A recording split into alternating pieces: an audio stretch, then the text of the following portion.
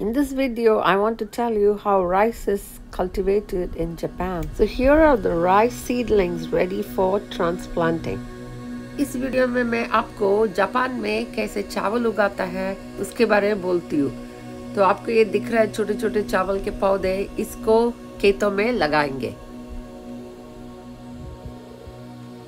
So first the fields are plowed and the land is prepared and water is filled in these fields before transplanting the rice seedlings. तो पहले ज़मीन को तैयार किया जाता है और उसमें पानी भरते हैं। Water is transported into the fields by means of irrigation canals. पानी को ये खेतों तक पहुंचाया जाता है नालियों का इस्तेमाल करके। वो मैं आपको बाद में ये वीडियो में बताऊंगी। At this stage, the rice fields look so beautiful. कितना सुंदर है। So you can see this is a machine that drops the rice seedlings into the rice field in neat rows. तो आपको दिखता है ये है वो मशीन जो ये चावल के पौधों को राइस के खेतों में, चावल के खेतों में लगाने के लिए इस्तेमाल किया जाता है। Usually the family members get together and they plow and flatten the field, etc., prepare the field in about 1 or 2 days depending on the size of the field. And transplanting too using this machine doesn't take a very long time, maybe half a day or 1 day.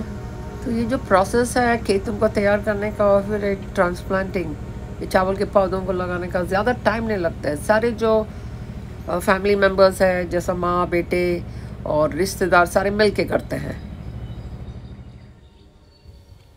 1 या 2 दिन में ख़त्म हो जाता है ये सारा काम। Water is very important and if they can afford it, they have a separate field just to store the water. अगर उनके पास काफ़ी ज़मीन है तो सेपरेट एक फील्ड में पानी को भर के रखते हैं। The water for these rice fields come through these irrigation canals and they stretch for miles and miles. जो खेतों में जो पानी आता है वो ऐसे नालियों से आता है जो बहुत लंबी लंबी है और बहुत दूर से आता है।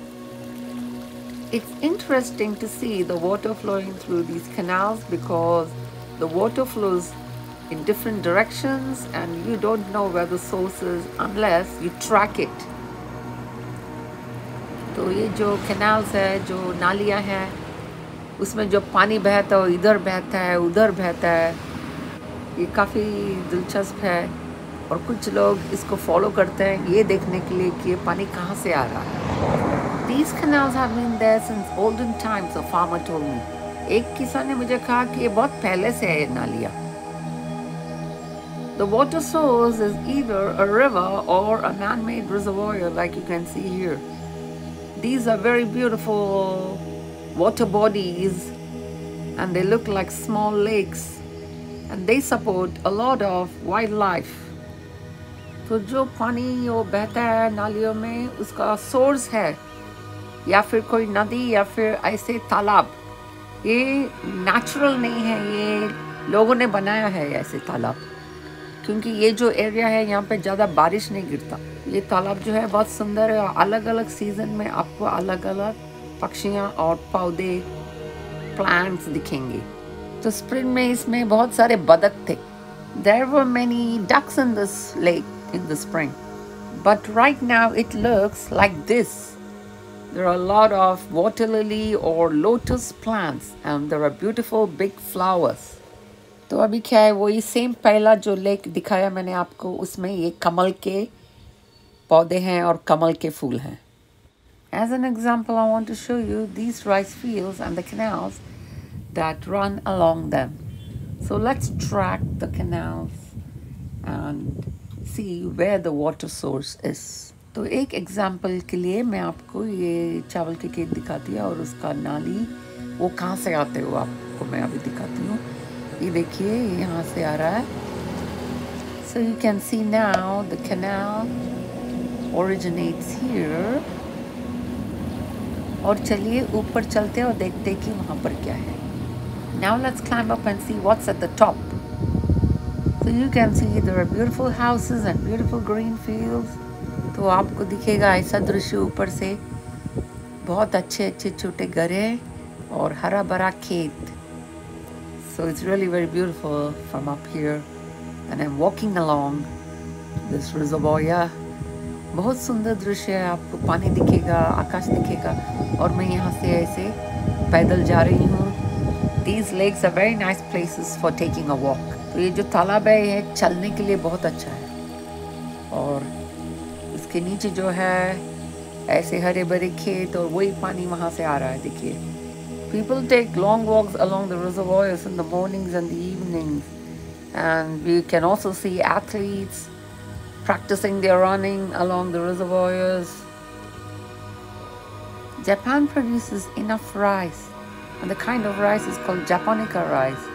It's sticky and roundish, so Japan doesn't really need to import rice. Japan में काफ़ी जो खाने की चीज़ हैं उसको इंपोर्ट करते हैं, लेकिन राइस चावल को इंपोर्ट करने की ज़रूरत नहीं है. और ये जो राइस उगाते हैं उसको जापानिका राइस कहते हैं, और ये गोल गोल है और स्टिकी है. The rice growing season is from May to something like October. चावल की खेती का समय होता है मई से लेकर अक्टूबर तक. Recently there has been a lot of rain, and last Saturday as I was coming home, all these canals were really flooded and water was flowing at a great speed. आजकल काफ़ी स्ट्रेंज मौसम है और काफ़ी बारिश हो रही है. और पिछले हफ्ते में पिछले शनिवार को मैं जब घर आ रही थी तब इतना भरा हुआ था सारी जो नालियाँ, और पानी बहुत ही तेज़ी से जा रही थी. Last Saturday there was a thunderstorm and water was flowing really fast. There was thunder and lightning. पिछले शनिवार को बहुत जोर से बारिश आ रही थी और बिजली भी थी. और उस टाइम में क्या होता है, ऐसे जो पानी है, जो एक्सेस पानी है, जो ज़्यादा पानी है, वो रिजर्वायर में जाके जमा होता है. So it looks like it's a very good efficient system of storing the excess rainwater in the reservoirs when it rains heavily, and then using that water during the dry spell. तो ये बहुत अच्छा system लगता है. बहुत ही जोर से बारिश जब आती है तब ये जो ज़्यादा पानी है उसको रिजर्वायर में कलेक्ट करके रखते हैं, और जब पानी कम पड़ता है तब उसको यूज़ करते हैं. The local community works very hard at keeping the canals clean and free of obstruction.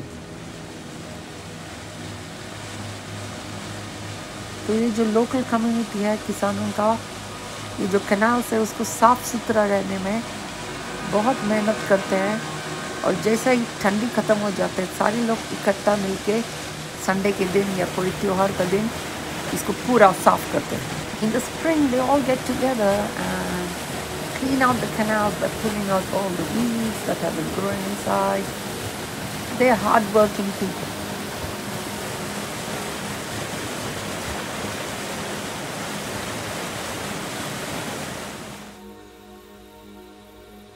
These days the rice is mostly in the flowering stage, and farmers have started putting things to scare away birds. Like here, this farmer has put some kind of flags. Some places they use scarecrows or some kind of colorful glittering bands all across the fields. आजकल किसान ऐसे चीज़ें लगाते हैं जिसको देखकर पंछियाँ भाग जाएंगे, और ये जो राइस है वो सुरक्षित रहेगा. और आपको वाटर सोर्स दिख रहा है. You can see the water body that provides water to all these fields around it. I took these videos at evening time and it was very peaceful and nice. जब मैं videos ले रही थी तब शाम हो चुकी थी और वहाँ का वातावरण बहुत अच्छा था. Harvest time will be next month, so I hope I can get you some new videos. फसल काटने का समय अगला महीना होगा और मैं कोशिश करूँगी कि आपके सामने इसके बारे में भी वीडियोस पेश करूँ. Since the rice is in the flowering stage, it sometimes causes pollen allergy or hay fever. But not as bad as springtime. Anyway, sometimes people have to take antihistamines. ये राइस जो है अभी flowering stage में है, इसलिए कुछ लोगों को पोलन एलर्जी हो जाता है, जैसे कि नाक से पानी बहना और छींकना वगैरह, इसलिए दवा लेना पड़ता है। Thank you for watching this video. Have a nice day. आपने वीडियो देखा इसलिए मैं आपको धन्यवाद कहती हूँ। नमस्ते, फिर मिलेंगे।